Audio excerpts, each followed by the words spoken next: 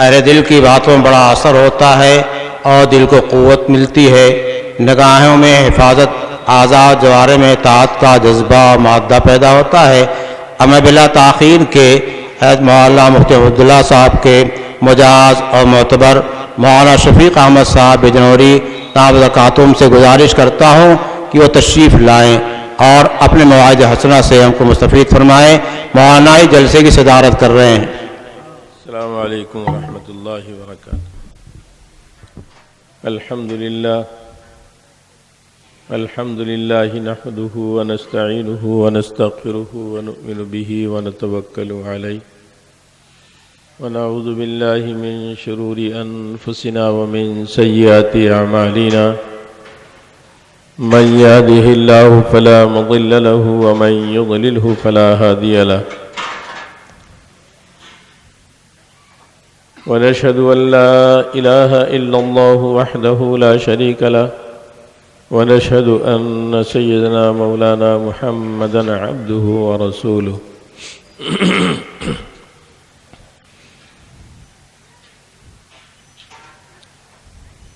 أما بعد فأعوذ بالله من الشيطان الرجيم بسم الله الرحمن الرحيم تبارك الذي بيده الملك وهو على كل شيء قدير الذي خلق الموت والحياة ليبلوكم أيكم أحسن عملا صدق الله العظيم۔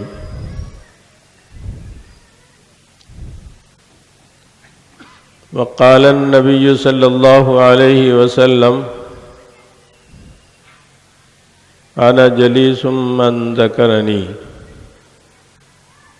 أو كما قال الله تعالى یا أو كما قال عليه الصلاة والسلام۔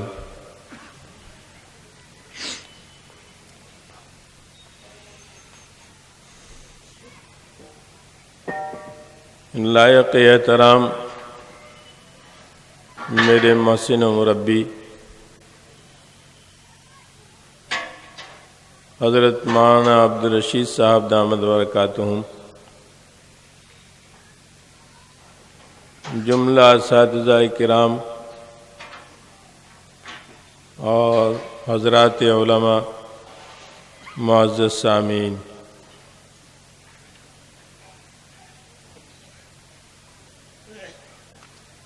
بہت مختصر سے وقت کے لیے یہ بہت خاص اور اہم مجلس قبل جمعہ بیت العلوم کے ہر اجلاس کے موقع پر یہاں منعقد ہوا کرتی ہے۔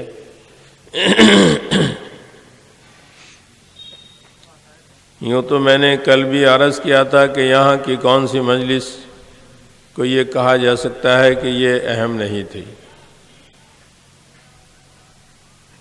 اجلاس کے داعی جو حضرات ہیں وہ ایک حضرات ہی نہیں، بیت العلوم ایک مدرسہ ہی نہیں، حضرت شاہ صاحب نور اللہ مرقدہ، حضرت مولانا شاہ عبد الغنی صاحب پھول پوری رحمۃ اللہ علیہ، حکیم الامت حضرت تھانوی رحمۃ اللہ علیہ کے اجل خلفاء میں سے، اپنے وقت کے جید عالم، اولیاء صدیقین میں سے آپ کا شمار۔ وہ کوئی ایک شخصیتوں میں سے صرف ایک شخصیت نہیں تھے بلکہ ایک تحریک تھی۔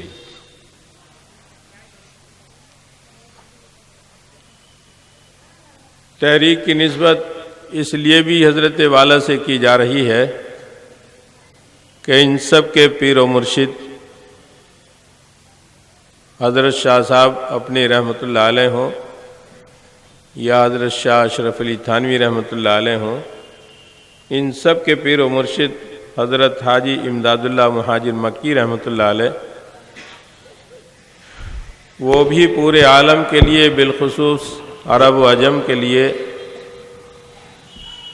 مستقل ایک دینی تحریک تھے۔ رجال سازی، مردم سازی کا ایک بہت بڑا کام حضرت حاجی صاحب نے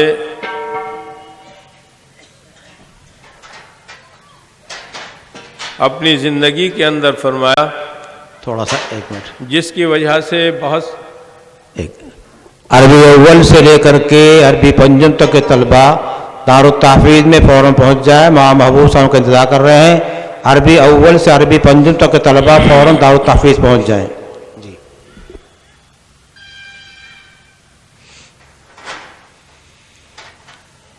جس کے صدقے میں اور جس کی برکت سے اللہ تبارک و تعالیٰ نے بے شمار ایسے بندے جو ہمارے لیے صلاح و فلاح کا کام کرتے رہے عنایت فرمائے. ہمیں اس کی قدر کرنی چاہیے. باری تعالیٰ نے بھی عنایت پاک کے اندر جو میں نے ابھی آپ کے سامنے تلاوت کی، اس میں کچھ اسی نظام کو بیان فرمایا ہے. پہلے اپنی شان کو بیان فرمایا، اپنی قدرت کو بیان فرمایا،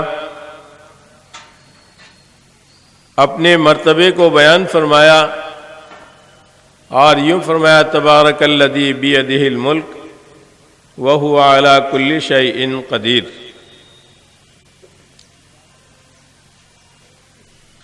ملک ہے باری تعالیٰ کے ہاتھ میں، جو بہت اولو العزم ہے، ہمیشہ سے ہے اور ہمیشہ تک ہی رہے گا. شان بھی یہ ہے کہ قادر مطلق ہے. کسی دفتر یا آفس میں پہنچ کر، کسی شعبے میں پہنچ کر، مخلوقات الہیہ میں کہیں بھی کچھ بھی کھوج کر لینے کے بعد بھی ایسا آپ کو نہیں مل سکتا. یہ باری تعالیٰ کے شان کے خلاف ہے اور آپ کی شان سے بالکل الگ ہے کہ بے شمار مخلوقات میں کہیں یہ بات آپ کو نصیب ہو جائے کہ یہاں پر جو حکم چلتا ہے، یہاں پر جو حکم نافذ کیا جاتا ہے، وہ اللہ تبارک و تعالیٰ کا نہیں ہے. وَهُوَ عَلَى كُلِّ شَيْءٍ قدیر. شے کا لفظ استعمال فرمایا ہے باری تعالیٰ نے. شے ایک چیز کا نام، ایک چیز کو کہتے ہیں شے. شے واحد یا بہت ساری شے، اشیاء. تو لفظ شے سے یہ بتلا دیا کہ اگر کوئی معمولی سے معمولی چیز بھی ہے، وہ بھی ان کے قبضۂ قدرت میں ہے. ایک ذرہ بھی، وہ زمین کا ہو یا اس روئے زمین کے مخلوقات میں سے کسی بھی چیز کا ہو، پانی کے قطروں سے لے کر اور درختوں کے پتوں تک اور پتوں کی رگ و ریشے تک اللہ تبارک و تعالیٰ کی قدرت ہے. اور یوں فرمایا باری تعالیٰ نے، یہ ہم اپنی شان کو اپنے بندوں کے درمیان میں اس انداز سے دیکھنا چاہتے ہیں، الذی خلق الموت والحیات. ہم نے موت کو اور زندگی کو پیدا کیا، اور یوں فرمایا کہ یہ موت اور زندگی تمہیں اس لیے دی ہے تاکہ ہم تمہارا امتحان کر لیں.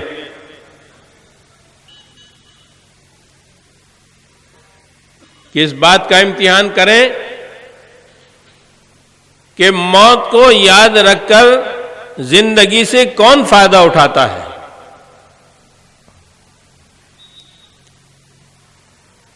موت کے پہلے بیان کرنے کا مقصد یہ ہے کہ زندگی سے فائدہ اٹھانے کے لیے اس کا راز یہ ہے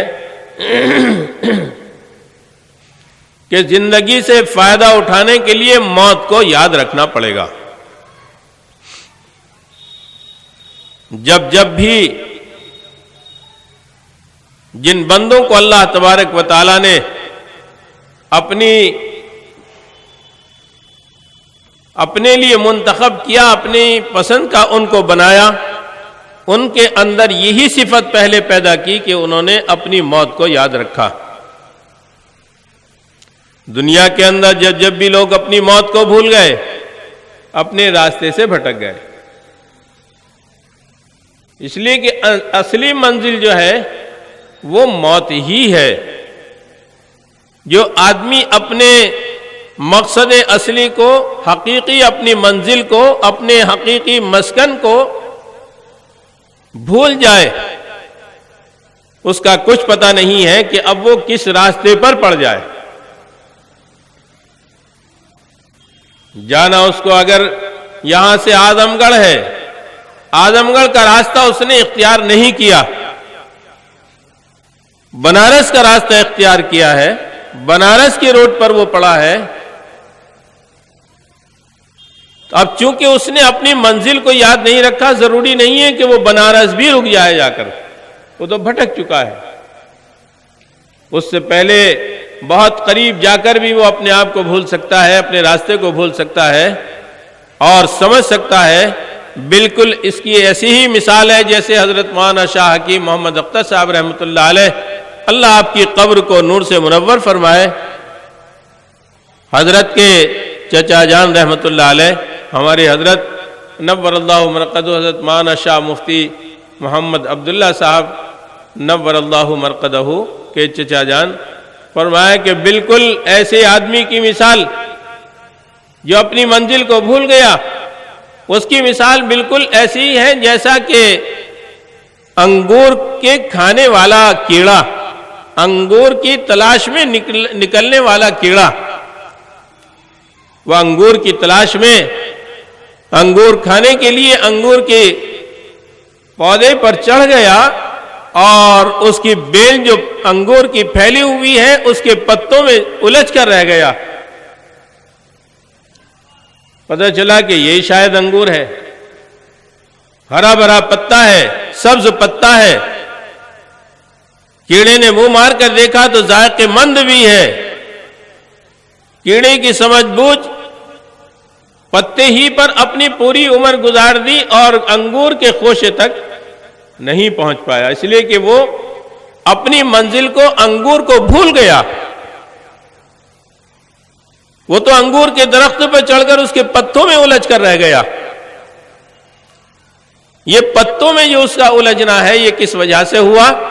یہ صرف اس بنیاد کے اوپر ہوا کہ یہ انگور جو اس کا اصل مقصد تھا کہ مجھے انگور حاصل کرنا ہے، انگور کھانا ہے، یہ اس کو بھول گیا۔ اس لیے جو شخص اپنی منزل کو بھول جائے، اپنی اصل وطن کو بھول جائے، اب وہ کہاں پہنچ جائے، کہاں سے اس کا فون آئے گا اور کون سی اس کی منزل بنے گی، اب کوئی اس کی منزل بننے والی ہی نہیں ہے۔ باری تعالیٰ نے تو فرمایا کہ یہ امتحان ہے تمہارا، تم موت کو یاد رکھتے ہو یا نہیں رکھتے، موت کو یاد کر کے زندگی گزارتے ہو یا نہیں گزارتے۔ اللہ تبارک و تعالیٰ نے ہمارے پیدا ہونے سے پہلے آقا نامدار احمد مجتبیٰ جناب محمد رسول اللہ صلی اللہ علیہ وسلم کے ذریعے سے اپنا ایسا گائیڈ، اپنا ایسا رہنما ہمارے لیے ہمیں عنایت فرما دیا، جس طرح سے اللہ رب العزت کی ذات پاک ہر وقت ہے، ہر جگہ ہے، ہمیشہ سے ہے اور ہمیشہ تک رہے گی، اسی طرح سے اللہ کا کلام بھی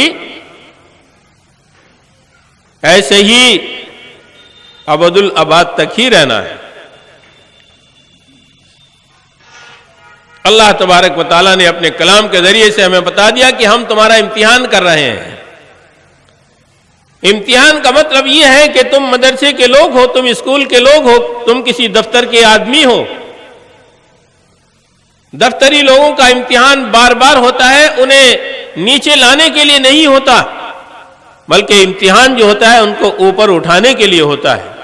ان کے درجے کو بلند کرنے کے لیے ہوتا ہے، ان کے مقام کو بلند کرنے کے لیے ہوتا ہے، ان کی حیثیت اور ڈگری کے اندر مزید ترقی لانا مقصد ہوتا ہے، تب امتحان ہوتے ہیں۔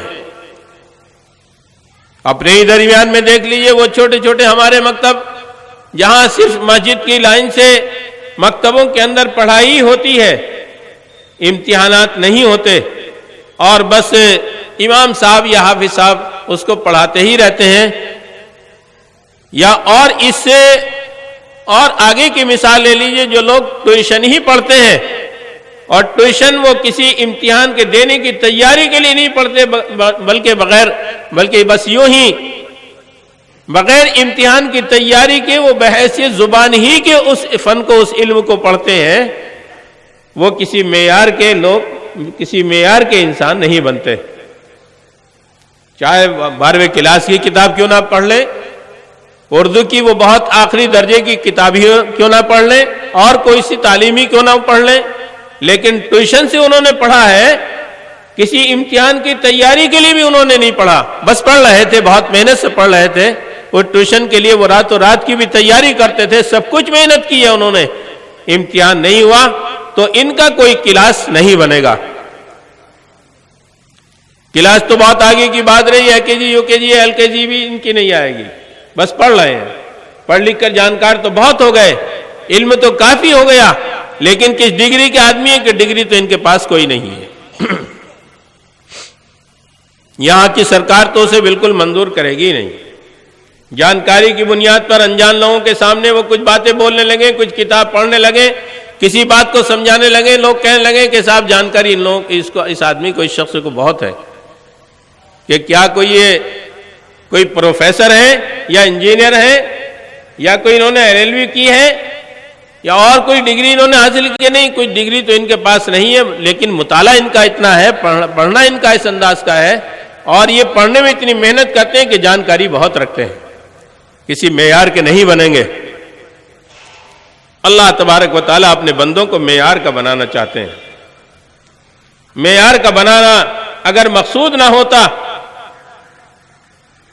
باری تعالیٰ اپنے بندوں کی محبت میں، اپنے بندوں کے پیار میں 1,24,000 انبیاء علیہ السلام کو اس دنیا کے اندر مبعوث نہ فرماتے۔ بات چلتی رہتی، کسی بھی طریقے سے سمجھایا جا سکتا تھا، کسی بھی طریقے سے بتلایا جا سکتا تھا، فہم و عقل کو کچھ بڑھا کر یہ بات ذہن میں، دل کے اوپر اتاری جا سکتی تھی کہ ہمیں بھی کسی نے پیدا کیا ہے، اس دنیا کو بھی کسی نے پیدا کیا ہے، یہ بات جانکاری میں آ سکتی تھی، مرنے والوں کو دیکھ کر آ جاتی، زندوں کے ذریعے سے ہی آ جاتی، کسی بھی طریقے سے آ سکتی تھی، لیکن نہیں، اللہ تبارک و تعالیٰ نے ہماری ترقی کے لیے، ہمارے مراتب کو بلند کرنے کے لیے، ہمیں باحیثیت بنانے کے لیے، جنت کے جو درجات ہیں ان درجوں میں الگ الگ لوگوں کو پہنچانے کے لیے اللہ تبارک و تعالیٰ نے انبیاء علیہ السلام کو بھیجا، تاکہ کسی درجے کے لائق یہ بنے۔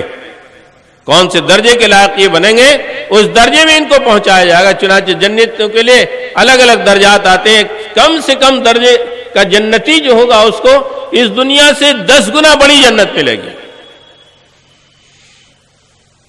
اب بڑے جنتی کو کتنی ملے گی، اس سے اوپر کے درجے والوں کو کتنی ملے گی؟ انبیاء علیہ السلام، اولیاء صدیقین کس پر درجے پر ہوں گے، صحابہ کرام کس درجے پر ہوں گے، انبیاء علیہ السلام کس درجے پر ہوں گے، وہ الگ الگ درجات ہیں۔ لِنَبْلُوَكُمْ أَيُّكُمْ أَحْسَنُ عَمَلًا، ہم تمہیں اس بات کو جانچ لیں کہ تم موت کو یاد رکھ کر زندگی گزار رہے ہو یا موت کو بھول کر زندگی گزار رہے ہو۔ تو پہلی غلطی تو ہم سے یہی ہو رہی ہے کہ ہم زندگی کو بس زندگی ہی سمجھ رہے ہیں۔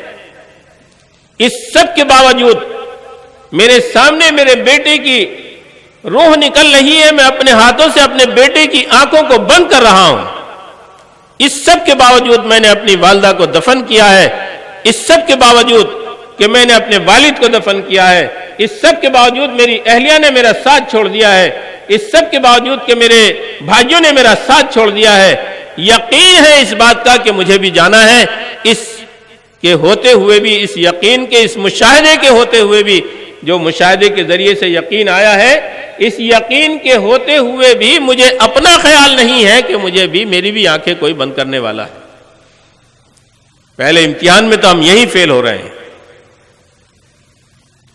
کہ موت ہمیں یاد ہی نہیں ہے۔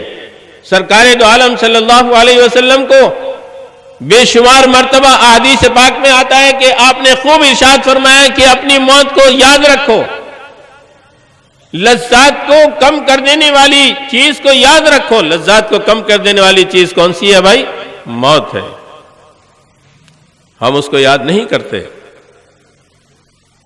اس لیے میرے دوستو، ہمیں اپنے حالات سے، خاص طور سے ہم اللہ تبارک و تعالیٰ کے مشیت کے مطابق آقا نامدار صلی اللہ علیہ وسلم کی امت میں پیدا ہوئے ہیں، اور باری تعالیٰ نے یہ فرمایا کہ تم وہ امت ہو کہ جو پہلی امتوں کے بارے میں بھی گواہی دو گے۔ گواہ کیسے نہیں بنیں گے؟ قرآن پاک کے اندر بے شمار قوموں کے حالات بیان کر دیے گئے۔ ہم اپنی آنکھوں سے دیکھتے تو اس کو جھٹلا بھی سکتے تھے کہ شاید میں نے غلط دیکھ لیا ہو، چشمہ اس وقت میں میرے صحیح نمبر کا نہ لگا ہوا ہو، میری عقل نے دیکھنے کے مطابق کام نہ کیا ہو، دیکھا کچھ، عقل نے کچھ اور فیصلہ لے لیا ہو، یہ سب باتیں ہو سکتی تھی۔ لیکن مخبر صادق کے ذریعے سے وَمَنْ أَصْدَقُ مِنَ اللَّهِ قِيلًا وَمَنْ أَصْدَقُ مِنَ اللَّهِ حَدِيثًا، باری تعالیٰ نے خود فرمایا ہمارا قول و قرار اس کی برابر تو کوئی سچائی کسی کی ہو ہی نہیں سکتی۔ فرمانیے باری تعالیٰ نے الف لام میم ذالک الکتاب لا ریب فیہ، یہ کتاب جو ہے ہماری، اس میں کوئی شک کی گنجائش نہیں ہے۔ سارے واقعات ہمارے سامنے اس طرح سے موجود ہیں کہ ہمارے آنکھوں کا دیکھا غلط ہو سکتا ہے، لیکن مخبر صادق کے ذریعے سے اللہ کا کلام جو ہمارے سامنے آیا وہ کبھی غلط نہیں ہو سکتا۔ میرے دوستو، اللہ تبارک و تعالیٰ نے یہ بات تو تھوڑی سی ہماری محرومی کی رہی کہ ہم کسی نبی کی موجودگی میں نہیں پیدا ہوئے، یہ بات تو تھوڑی سی ہماری محرومی کی رہی کہ ہم سرکار دو عالم صلی اللہ علیہ وسلم کے زمانے میں صحابہ کے اندر شامل نہ ہوئے، لیکن میرے دوستو یہ بات تو ہمارے لیے بہت زیادہ سوالیہ بات ہے کہ اللہ تبارک و تعالی ہم سے ہر اعتبار سے سوال کریں گے، تمہارے لیے کون سی کمی باقی رہ گئی تھی؟ تمہارے سامنے پہلی امتوں کے حالات نہیں تھے کیا؟ موسیٰ علیہ السلام کی قوم کے حالات نہیں تھے؟ ان کی کامیابی، قوم کی ناکامی کے حالات کیا نہیں تھے؟ موسیٰ علیہ السلام کی کامیابی، فرعون کی ناکامی کیا نہیں تھی تمہارے سامنے؟ وقال الملأ من قوم فرعون اتذر موسیٰ وقومہ لیفسدوا فی الارض ویذرک وآلہتک، فرعون کی قوم نے کہا کہ موسیٰ کو نہیں دیکھ رہے آپ کیا ان لوگوں کو ایسے ہی چھوڑے رہیں گے؟ فرعون نے اس وقت میں کہہ دیا کہ فکر مت کرو، ان کا انتظام میں سب کچھ کرنے والا ہوں۔ انتظام کیا کرنے والا ہوں؟ سنقتل ابناءہم ونستحیی نساءہم وإنا فوقہم قاہرون، مجھ میں زبردست طاقت ہے، میں قادر مطلق ہوں اس وقت اپنے وقت کا، بالکل بے فکر رہیے، میں ان کا انتظام کرنے والا ہوں۔ میرے دوستو، ہمیں اپنے اوپر اس وقت کے لحاظ سے غور کرنا چاہیے۔ یہ اعلان ملأ قوم کی طرف سے کسی فرعون کے سامنے ہمارے اس وقت کے پرفتن دور میں بھی آ چکا ہے کہ کیا یہ مسلمان ایسے ہی رہیں گے؟ مسجدوں کو ایسے ہی بناتے رہیں گے؟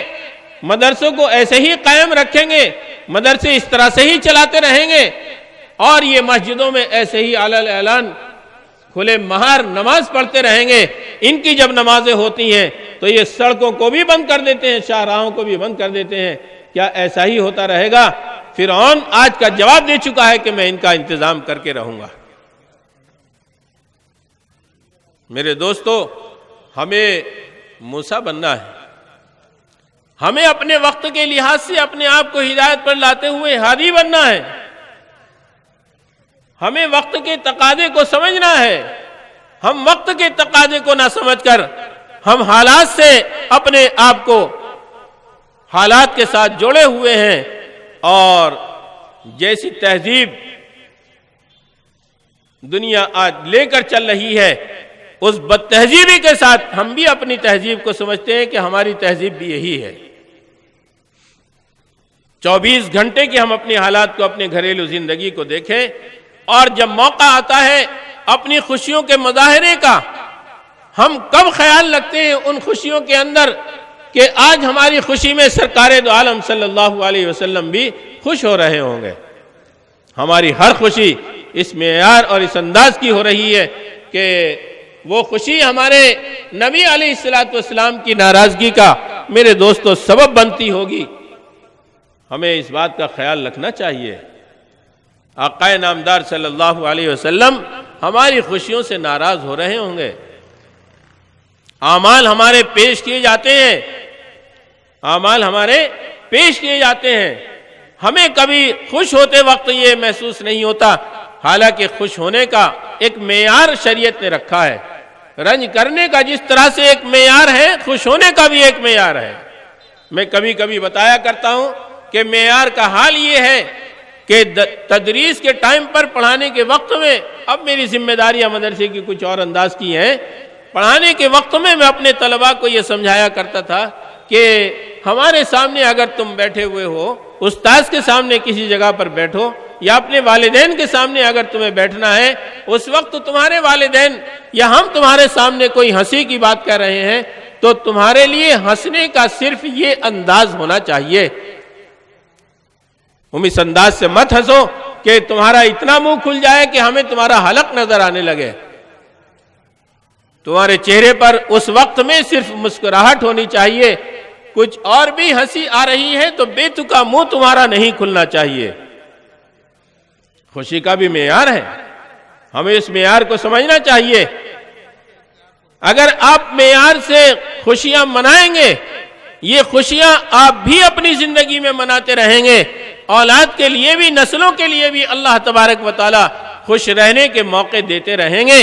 اور اگر آپ نے خوشی کے اندر اترانا شروع کر دیا، اللہ تبارک و تعالی اترانے والوں کو پسند نہیں کرتا، اترانے والوں کو پسند نہیں کرتا. اس لیے ہمیں خاص طور سے ایسے موقع پر، ہم تو اب غم کے موقع پر بھی فیل ہوتے جا رہے ہیں. غمی بھی ہماری معیار سے آگے نکل جاتی ہے اور خوشی بھی ہماری معیار سے آگے نکل جاتی ہے.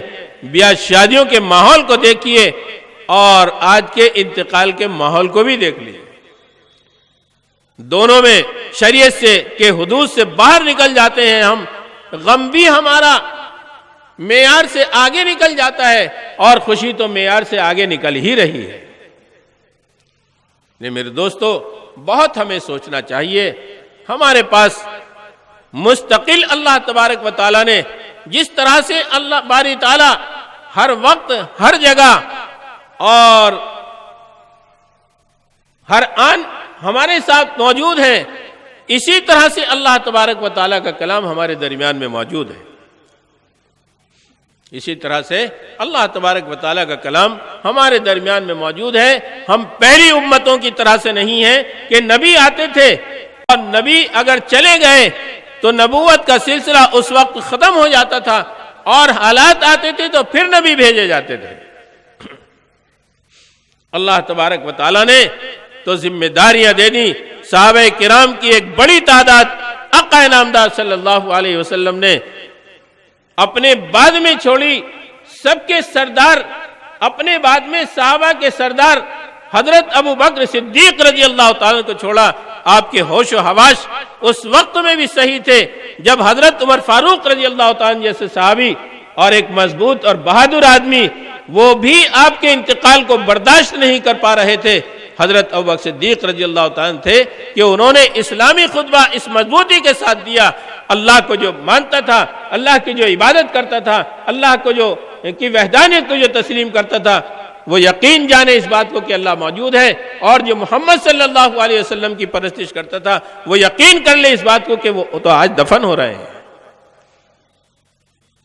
صحابہ کی ایک بڑی جماعت، تابعین حضرات کی ایک بڑی جماعت، تبع تابعین کی بڑی جماعت، ائمہ حضرات کی بڑی جماعت، محدثین مفسرین کی بڑی جماعت، اولیاء صدیقین کی بڑی جماعت، کونوا مع الصادقین فرما دیا باری تعالیٰ نے، سچوں کے ساتھ رہو، ہمیشہ کے لیے فرمایا ہے، قیامت تک کے لیے فرمایا ہے۔ مطلب اس کا یہ ہے کہ اولیاء پیدا ہوتے رہیں گے، نبی تو پیدا نہیں ہوں گے، صحابی تو اب نہیں آئیں گے، صحابی تو اب کوئی نہیں ہو سکتا ہے، لیکن ولی پیدا ہوتے رہیں گے ہماری رشد و ہدایت کے لیے، ہمیں سمجھانے کے لیے، ہمیں بتانے کے لیے۔ لوگ آتے رہیں گے، جاتے رہیں گے، قیامت تک اللہ تبارک و تعالی جب تک اپنی وحدانیت کے نظام کو اور رسول کی رسالت کے ارشادات کو، آپ کی رسالت کو قائم رکھنا چاہیں گے، اس وقت تک اللہ تبارک و تعالی اپنے صدیقین کو، اولیاء اللہ کو پیدا فرماتے رہیں گے۔ اس لیے میرے دوستو ہمیں سوچنا چاہیے، ہمیں اپنے اوپر خیال کرنا چاہیے، ہم کیا کر رہے ہیں۔ باری تعالیٰ فرما رہے ہیں وَلَنَبْلُوَ الَّذِي خَلَقَ الْمَوْتَ وَالْحَيَاةَ لِيَبْلُوَكُمْ أَيُّكُمْ أَحْسَنُ عَمَلًا وَهُوَ الْعَزِيزُ الْغَفُورُ۔ بہت بڑی بات آخر میں کہہ دی کہ ہم ہر طرح سے قدرت رکھنے والے بھی ہیں، قادر بھی ہیں، اور ہم غفور بھی ہیں۔ اللہ کے نبی صلی اللہ علیہ وسلم، ایک بات عرض کر کے میں اپنی بات کو ختم کروں گا۔ آقا نامدار بیٹھے ہیں، کچھ غم زدہ ہیں، کچھ غم زدہ ہیں۔ جبرائیل صلی اللہ علیہ وسلم کو بھیج دیا باری تعالیٰ نے، دیکھو میرا پیارا غم زدہ کیوں بیٹھا ہے، میرے دلارے کی فکر دیکھو، سوچ کو سنو، سمجھو کیا کہنا چاہتا ہے اور کیا اس وقت ان کو فکر ہے۔ جبرائیل علیہ السلام تشریف لائے تو آپ نے فرمایا امت کا فکر ہو رہا ہے، امت کا فکر ہو رہا ہے۔ کبھی آتا بھائی ہمیں خیال کہ ہم اپنے محسن کو کبھی یاد رکھیں، کبھی یاد کریں۔ مکان بناتے ہوئے ہمیں اپنا محسن یاد نہیں آتا، اور اپنی تقریبات میں ہمارا اپنا محسن یاد نہیں آتا۔ کسی نے اگر کسی وقت آپ کی دعوت کر دی، اس کے پورے گھرانے کی، چاہے آپ کے لیے جائز وہ نوتے بازی کی دعوت ہو یا نہ ہو، آپ کو کرنی ہے۔ اس نے میری دعوت کی تھی، اس نے تو مجھے اکیلے ہی کو بلایا تھا، میں اب اس کے پورے خاندان کو بلاؤں گا۔ ہم اس موقع پر اللہ کے نبی صلی اللہ علیہ وسلم کے طریقوں کو بھی دعوت دیتے یا نہیں دیتے؟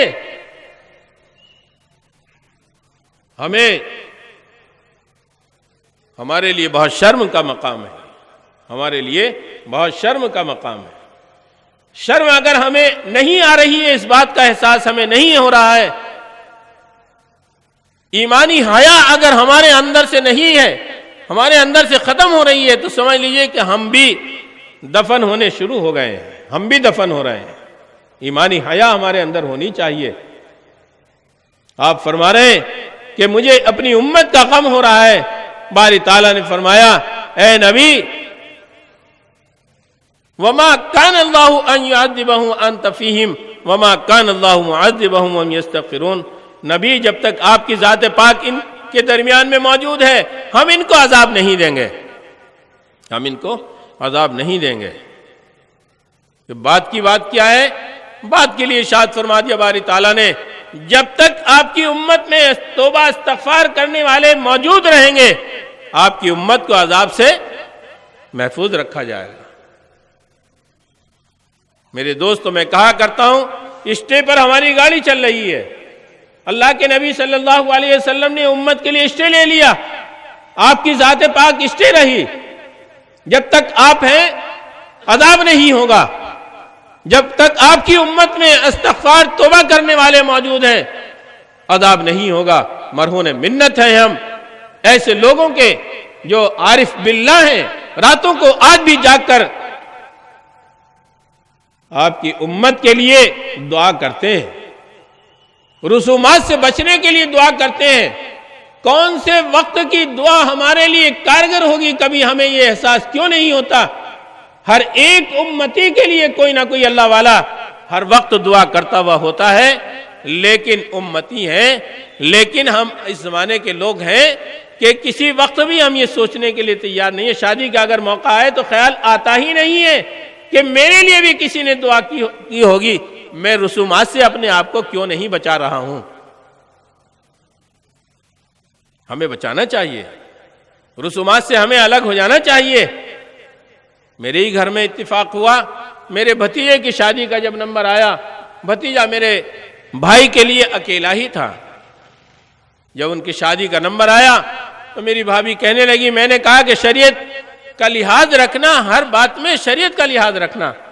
بھابھی کہنے لگی کہ اکیلا ہی تو بیٹا ہے میرا، کچھ خوشی تو اس وقت میں مجھے منا لینے ہی چاہیے۔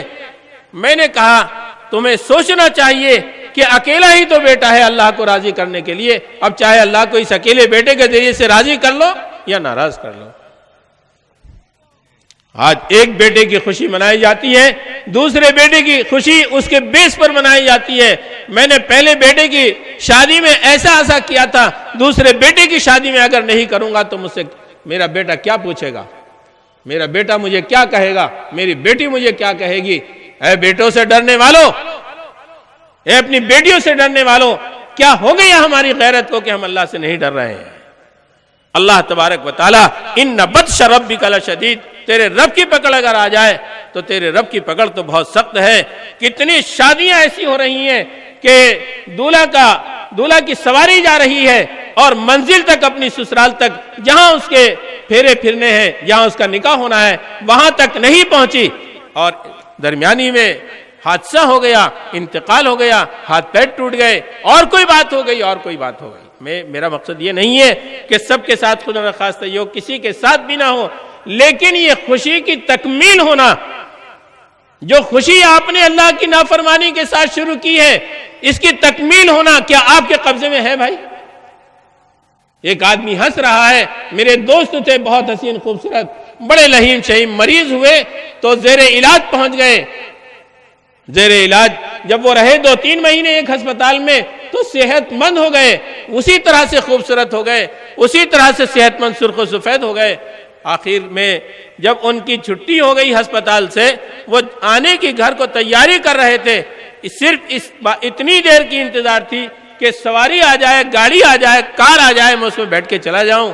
خوش ہو رہے تھے بیٹھ کر کہ آج میں اپنے بچوں میں اسی انداز سے پہنچوں گا جیسے میری صحت پہلے سے تھی۔ گاڑی نہیں آئی، خوشی میں بیٹھے بیٹھے وہی انتقال ہو گیا۔ میرے دوستو، ہمارے قبضے میں کچھ نہیں ہے۔ باری تعالیٰ فرما رہے ہیں ہم تو تمہارا امتحان کر رہے ہیں۔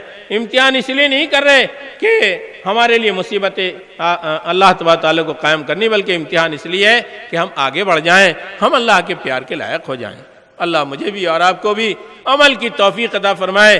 کب تک روتے رہیں گے؟ کتنے روئے ہیں سرکار دو عالم صلی اللہ علیہ وسلم، کتنے روئے ہیں صحابہ کرام، کتنے روئے ہیں محدثین و مفسرین، کتنے روئے ہیں اولیاء صدیقین، کتنے رو رہے ہیں آج کے ولی۔ کب تک اپنے ولیوں کو رلاتے رہو گے؟ کب تک اپنے نبی کی بات کو سن کر اس کو برداشت کرتے رہو گے؟ یہ ہمیں سوچنا چاہیے۔ یہ ایک المیہ ہے ہمارے لیے کہ ہم سوچنے سے بالکل علیحدہ ہیں، اور اس میں کوئی بے عمل فاسق فاجری لوگ نہیں ہیں۔ بڑے حاجی نمازی بھی ماشاءاللہ بہت دھوم دھڑاکے کے ساتھ شادیاں اور بہت تقریبات اور بڑی رسومات کی باتیں کر رہے ہیں۔ ان تمام چیزوں سے ہمیں توبہ کر لینی چاہیے۔ اللہ مجھے بھی آپ کو بھی عمل کی توفیق عطا فرمائے۔ حضرت والا اسی رنج و غم میں چلے گئے۔ حضرت حکیم صاحب رحمۃ اللہ علیہ اپنے وقت میں فرمایا کرتے تھے، اے پاکستان کے لوگوں، پاکستان چلے گئے تھے نا حکیم اختر صاحب، وہیں دفن ہوئے، اے پاکستان کے لوگوں، مجھے کب تک رلاؤ گے؟ تمہارے اندر سدھار کیوں نہیں آ رہا ہے؟ اب رونے کے لیے اور لوگ پیدا ہو گئے۔ حضرت کے صاحبزادے ہیں، روتے رہیں گے، لیکن ہمیں اپنے نبی کا رونا ہی یاد رکھنا چاہیے۔